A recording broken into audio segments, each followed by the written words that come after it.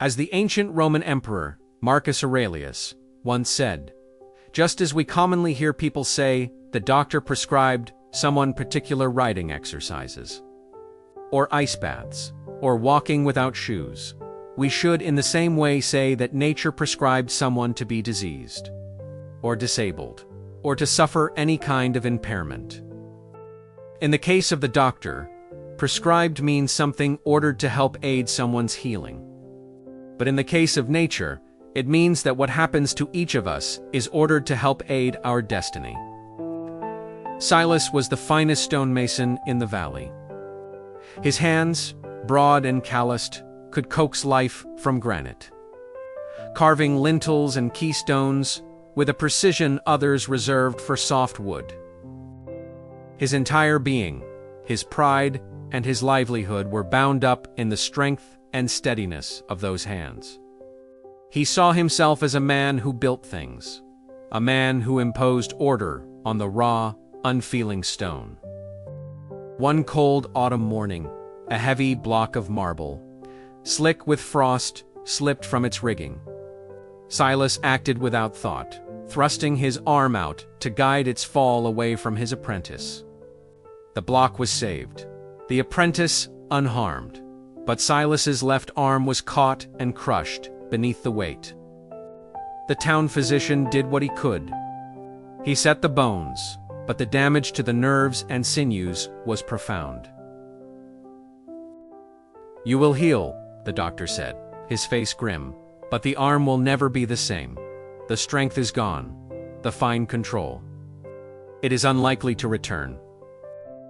He then prescribed a regimen of painful, icy baths and difficult, frustrating exercises, meant not to restore the arm, but merely to keep it from withering entirely. Silas fell into a bitter darkness. He accepted the doctor's orders, understanding they were for his healing, however limited. But he could not accept the injury itself. He saw it as a cruel cosmic error, a punishment without a crime. Nature, he felt, had been random and malicious. His destiny as a carver was over, his purpose shattered. He sat for months in his workshop, his good hand resting on his useless one, watching the dust settle on his tools. His apprentice, a young man named Reese, tried to continue the work, but he lacked the master's eye. He struggled with a complex relief of a phoenix, but the feathers looked flat, the lines awkward. Reese, frustrated, was ready to abandon the commission. A new, cold clarity settled over Silas. He saw the boy's frustration and understood it as a kind of sickness. A sickness of skill. He knew the cure. Just as the doctor had prescribed ice baths for his arm, Silas began to prescribe exercises for the apprentice.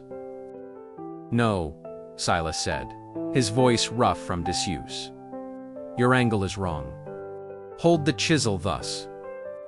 He could not hold the tool himself, but he could see. He could direct. With his words and his one good hand guiding Reese's, Silas prescribed drill after drill. He forced the boy to carve simple curves for days, then scales, then flames. Each exercise a bitter medicine against his impatience. Weeks turned into months. The work was slow, agonizingly so.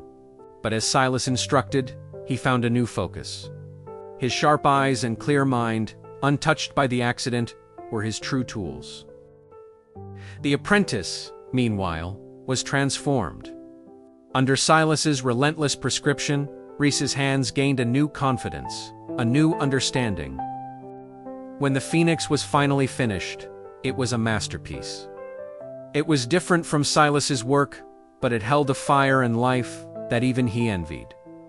Silas looked at his own scarred, weakened arm.